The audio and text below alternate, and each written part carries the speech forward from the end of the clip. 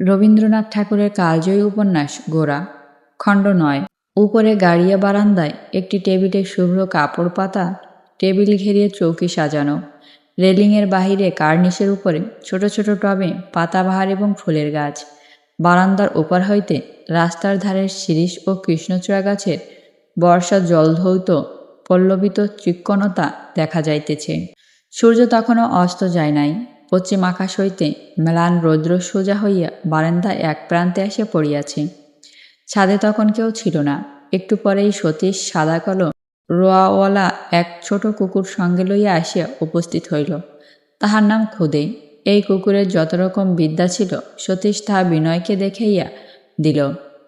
সে এক পা তুলিয়া সেলাম করিল, মাথা মাটিতে ঠেকাইয়া প্রণাম করিল। এক খণ্ড বিস্কুট দেখাইতেই লেজের উপর বসিয়া দুই পা জড়ো করিয়া ভিক্ষা চাহিল। এই রূপে খুদে যে খ্যাতি অর্জন করিল সতীশই তাহা আত্মসাৎ করিয়া গর্ব অনুভব করিল। এই যশলাভের খুদের লেশমাত্র উৎসাহ ছিল না। বস্তুত যশের চেয়ে বিস্কুটটাকে সে ঢের বেশি সত্য বলিয়া গণ্য করিয়াছিল। কোনো একটা ঘর হইতে মাঝে মাঝে মেয়েদের গলার খিলখিল হাসিও, কৌতুকের কণ্ঠস্বর এবং তাহার সঙ্গে একজন পুরুষের গলাও শোনা যাইতেছিল। এই অপর্যাপ্ত হাস্য কৌতুকের শব্দে বিনয়ের মনের মধ্যে একটা অপূর্ব মিষ্টতার সঙ্গে সঙ্গে একটা যেন ঈর্ষার বেদনা বহন করিয়া আনিল। ঘরের ভেতরে মেয়েদের গলার এই আনন্দের কলধ্বনি বয়স হওয়া অবধি সে এমন করিয়া কখনো শোনে নাই।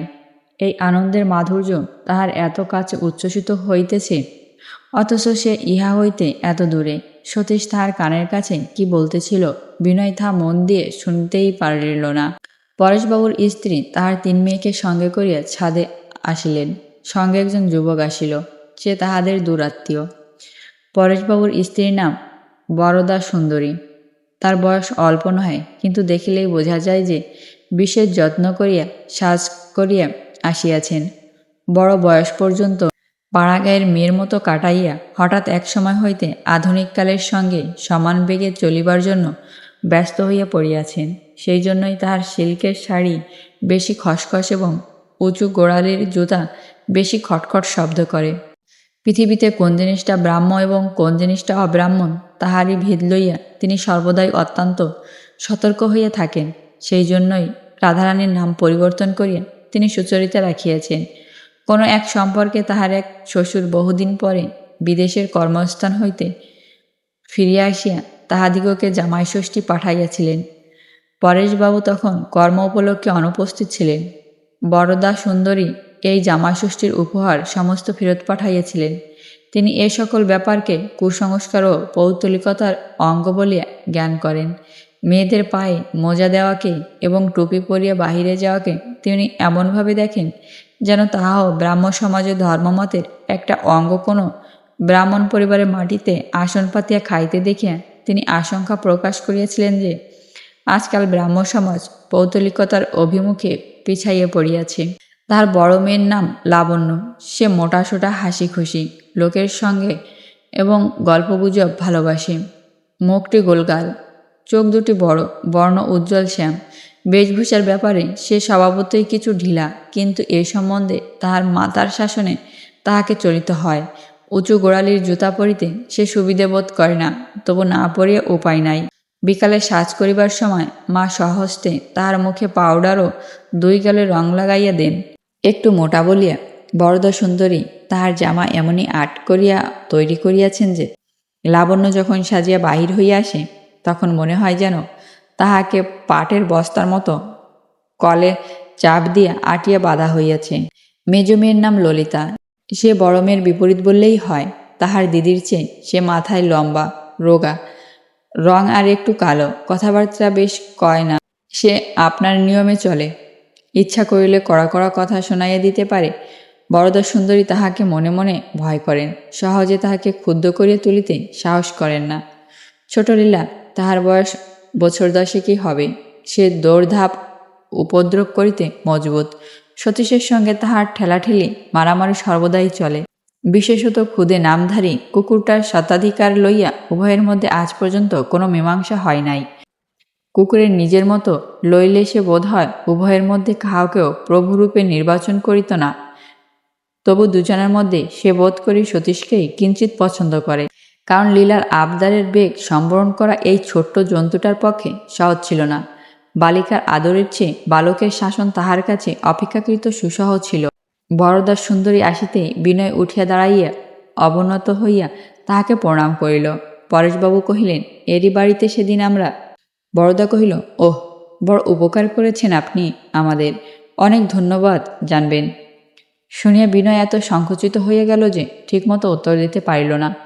মেয়েদের সঙ্গে যে যুবকটি আসিয়াছিল তাহার সঙ্গেও বিনয়ের আলাপ হইয়া গেল। তাহার নাম সুধীর। সে কলেজে বিয়ে পড়ে। চেহারাটি প্রিয়দর্শন, রং গৌর চোখে, চশমা, অল্প গভীর রেখা উঠিয়াছে, ভাবখানা অত্যন্ত চঞ্চল, একদণ্ড বসিয়া থাকিতে চায় না, একটা কিছু করিবার জন্য ব্যস্ত। সর্বদাই মেয়েদের সঙ্গে ঠাট্টা করিয়া বিরক্ত করিয়া তাহাদিগকে অস্থির করিয়া রাখিয়াছে। মেয়েরাও তাহার প্রতি কেবলই তর্জন করিতেছে, কিন্তু সুধীরকে নহিলে তাহাদের কোনো মতেই চলে না। সার্কাস দেখাইতে, জুওলজিক্যাল গার্ডেনে লইয়া যাইতে, কোনো শখের জিনিস কিনিয়া আনিতে সুধীর সর্বদাই প্রস্তুত। মেয়েদের সঙ্গে সুধীরের অসংকোচ হৃদ্যতার ভাব বিনয়ের কাছে অত্যন্ত নূতন এবং বিস্ময়কর ঠেকিল। প্রথমটা সে এইরূপ ব্যবহারকে মনে মনে নিন্দাই করিল, কিন্তু সে নিন্দার সঙ্গে একটু যেন ঈর্ষার ভাব মিশিতে লাগিল। বরদা সুন্দরীর কহিলেন, মনে হচ্ছে আপনাকে যেন দুই একবার সমাজে দেখেছি। বিনয়ের মনে হইল যেন তাহার কি একটা অপরাধ ধরা পড়িল। সে অনাবশ্যক লজ্জা প্রকাশ করিয়া কহিল, হ্যাঁ, আমি কেশববাবুর বক্তৃতা শুনিতে মাঝে মাঝে যাই। বরদা সুন্দরী জিজ্ঞাসা করিলেন, আপনি বুঝি কলেজে পড়েছেন? বিনয় কহিল, না, এখন আর কলেজে পড়িনি।